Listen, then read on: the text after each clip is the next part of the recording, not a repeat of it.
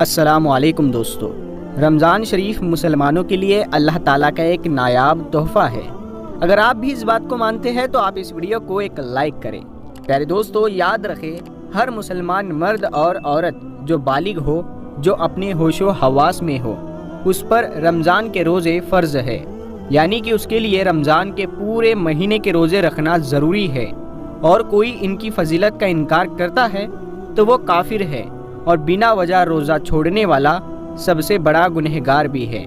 پیارے دوستو، آج کی اس ویڈیو میں ہم آپ کو بتانے والے ہیں ایسے 9 لوگوں کے بارے میں جو اگر رمضان کے مہینے میں روزے نہ رکھے تو ان کو کوئی گناہ نہیں ہوگا، یعنی کہ ان 9 لوگوں کو رمضان کے مہینے میں روزہ نہ رکھنے کی چھوٹ ہے۔ اسی لیے آج کا یہ ویڈیو آپ سبھی کے لیے بہت ہی خاص ہے۔ اگر آپ ان 9 لوگوں کے بارے میں جاننا چاہتے ہو تو آپ ہماری اس ویڈیو کو آخر تک ضرور دیکھیں، اور مہربانی کر کے اس ویڈیو کو ثواب کی نیت سے شیئر کر دیں تاکہ رمضان میں ہر ایک مسلمان کے پاس یہ ویڈیو پہنچ جائے۔ نمبر 9، نابالغ بچہ۔ پیارے دوستو، جیسا کہ آپ سبھی کو معلوم ہے کہ روزہ ہر اس انسان پر فرض ہے جو بالغ ہو اور اپنے ہوش و حواس میں ہو۔ اس کا مطلب یہ ہے کہ روزہ نابالغ پر فرض نہیں ہے۔ اگر کوئی نابالغ بچہ روزہ نہ رکھے تو اس کو کوئی گناہ نہیں ہوگا، یعنی کہ اس کو روزہ نہ رکھنے کی چھوٹ ہے۔ لیکن کوئی بچہ اپنے 10 سال کی عمر کو پہنچ جائے اور اس میں روزہ رکھنے کی طاقت آ جائے تو اس کو چاہیے کہ وہ روزہ رکھنا شروع کر دے۔ نمبر 8، جس کی جان جانے کا خطرہ ہو۔ دوستو، اگر کوئی شخص کسی کے پاس اپنے ہاتھ میں تلوار لے کر آ جائے اور کہنے لگ جائے کہ تم نے روزہ رکھا تو میں تمہاری گردن اڑا دوں گا یا پھر میں تمہیں مار دوں گا، اس طرح سے اگر کسی کی جان کا خطرہ آ جائے تو ایسی صورت میں انسان روزہ چھوڑ سکتا ہے، یعنی کہ جب ایسی صورت پیدا ہو جائے تو اب اس کے لیے روزہ نہ رکھنا جائز ہے۔ لیکن اس وجہ سے اس کے جو روزے چھوٹ رہے ہیں اس کو چاہیے کہ وہ چھوڑے ہوئے روزوں کو بعد میں یعنی کہ ان کو قضا کر لے۔ نمبر 7، مسافر کا ہونا۔ پیارے دوستو، مسافر کہتے ہیں اس شخص کو جو سفر میں ہوتا ہے۔ ایسا شخص بھی اگر سفر کی حالت میں ہے تو وہ روزہ نہ رکھے تو اس کو کوئی بھی گناہ نہیں ہوگا، یعنی کہ مسافر کے لیے بھی روزہ نہ رکھنے کی چھوٹ ہے۔ مگر اب یہاں پر ایک بات آتی ہے کہ سفر کیسا ہونا چاہیے، تو ہم آپ کو بتا دیں کہ جو سفر 42 کلومیٹر سے دور کا ہو اور کم سے کم 15 دنوں کی نیت کر کے گھر سے نکلا ہو تو ایسے مسافر کے لیے روزہ نہ رکھنے کی چھوٹ ہے۔ لیکن جب اس کا سفر پورا ہو جائے تو پھر اس کے لیے روزہ رکھنا ضروری ہے۔ یہاں پر ایک بات اور یاد رکھیں، اگر کوئی شخص سفر کی حالت میں ہے، اگر وہ یہ کہہ دے کہ میں تو روزہ رکھوں گا، میرا سفر تو آرام کا ہے، تو یاد رکھیں ایسا شخص بھی سفر کی حالت میں روزہ رکھ سکتا ہے، اس کا روزہ ہو جائے گا۔ اور بہتر بھی یہی ہے، اگر سفر آرام کا ہے تو روزہ رکھ لینا چاہیے، لیکن اگر نہ بھی رکھے تو کوئی گناہ نہیں ہوگا۔ نمبر 6، پاگل یا دیوانہ آدمی۔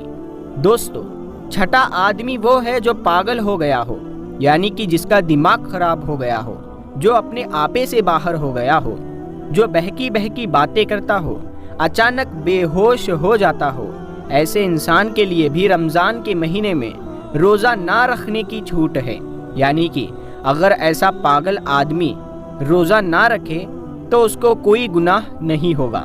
مگر ایسے انسان کو بھی چاہیے کہ اگر بعد میں اس کا دماغ جب ٹھیک ہو جائے، جب وہ تندرست ہو جائے تو چھوڑے ہوئے روزوں کو قضا کرے۔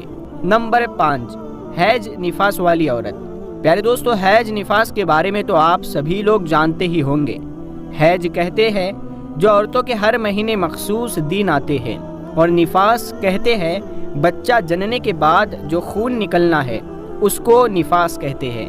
تو ایسی عورتوں کے لیے بھی رمضان کے جو مہینے میں جو روزہ رکھتے ہیں ان کو روزہ نہ رکھنے کی چھوٹ ہے، یعنی کہ ان عورتوں کا بھی روزہ رکھنا جائز نہیں ہے۔ یہاں پر ایک بات اور یاد رکھیں، اس سے پہلے جو لوگ آپ کو بتائے گئے ہیں اگر وہ روزہ رکھ لیتے ہیں تو ان کا روزہ ہو جائے گا، مگر یہ حیض اور نفاس والی عورتیں ایسی ہے جو اس حالت میں کبھی بھی روزہ نہیں رکھ سکتی ہے، یعنی کہ ان کا روزہ رکھنا جائز ہی نہیں ہے۔ اگر یہ اس حالت میں روزہ رکھ لیتی ہے تو ان کو سخت گناہ ہوگا، لیکن ہاں جب ایسی عورت پاک صاف ہو جائے تو ان کو چاہیے کہ وہ بعد میں ان چھوڑے ہوئے روزوں کو رکھ لے۔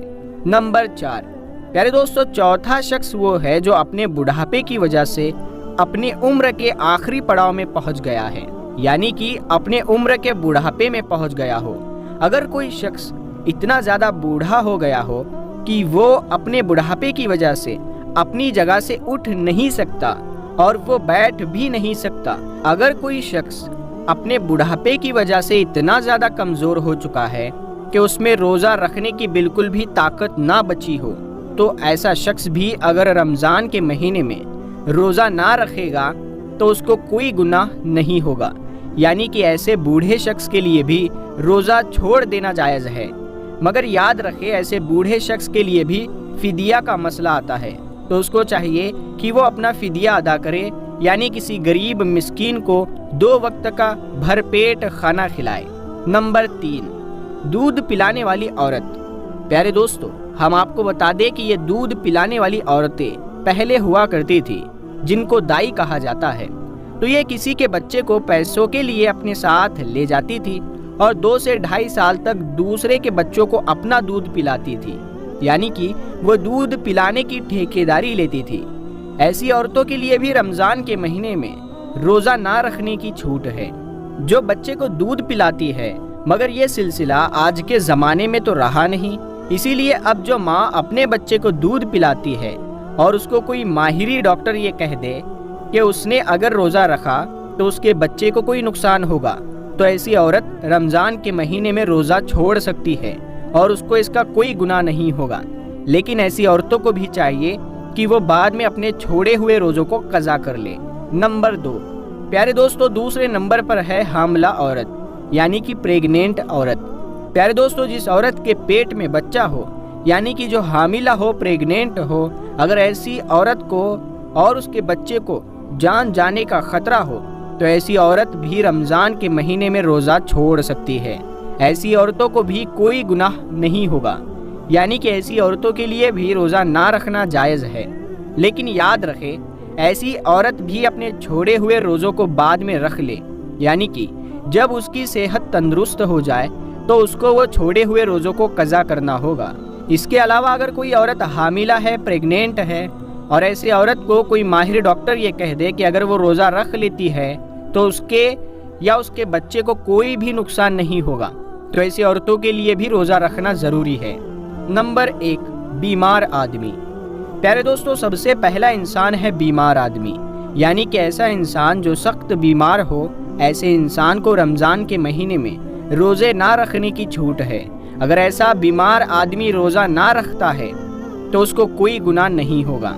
اب یہاں پر بات آتی ہے کہ ایسی کون سی بیماری ہے جن میں روزہ رکھنے کی چھوٹ ہے، تو ہم آپ کو بتا دیں یہاں پر ان بیماریوں کی بات نہیں ہو رہی ہے جو نارمل لوگوں میں ہوتی ہے، جیسے کہ اگر کسی کے گھٹنے میں درد ہو گیا، سر میں درد ہو گیا، یا پھر کسی کو سردی زکام ہو گیا اور اس نے روزہ چھوڑ دیا، تو ایسا کرنا بالکل جائز نہیں ہے۔